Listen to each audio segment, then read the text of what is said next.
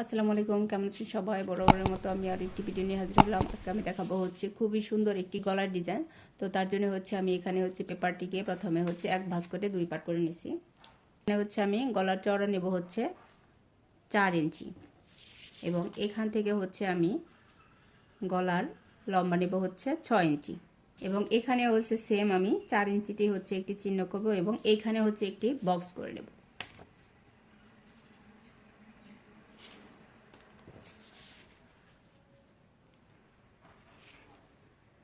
এখন এখানে আমি একটি রাউন্ড শেপ করে নেব।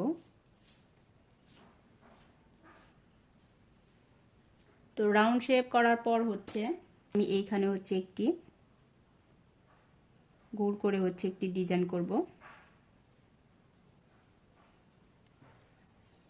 তো এটির দূরত্ব হবে আমার 2.5 ইঞ্চি। এই শেপটি আপনি চাইলে ছোটও রাখতে পারেন।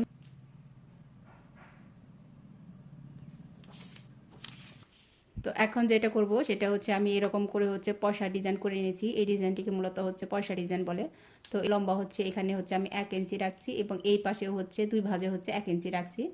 তো এখন এইটিকে আমি ঠিক এইরকম করে বসিয়ে তারপরে শেপ দিয়ে নেব।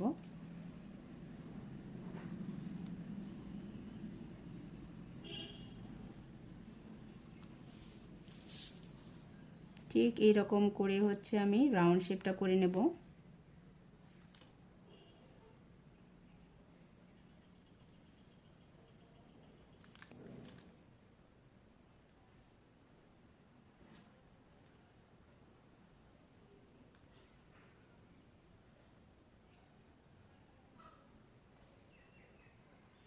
এখানে এরকম করে জাস্ট একটু রাউন্ড করে দেব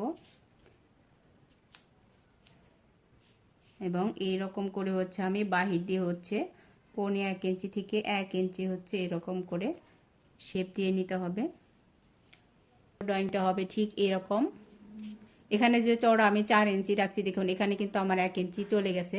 তো তাহলে কিন্তু আমার এখানে গলার চওড়া কিন্তু 3 ইঞ্চি থাকবে। এখন এটিকে আমি কাটিং করব। এটিকে আমি ঠিক উপর থেকে কাটিংটা করব।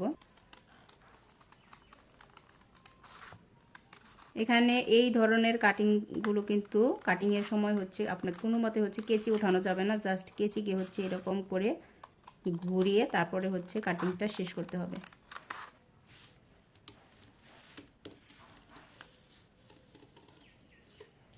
এখানে আমি ঠিক এরকম করে রাউন্ড শেপ করে এটিকে কাটিং করে নেব।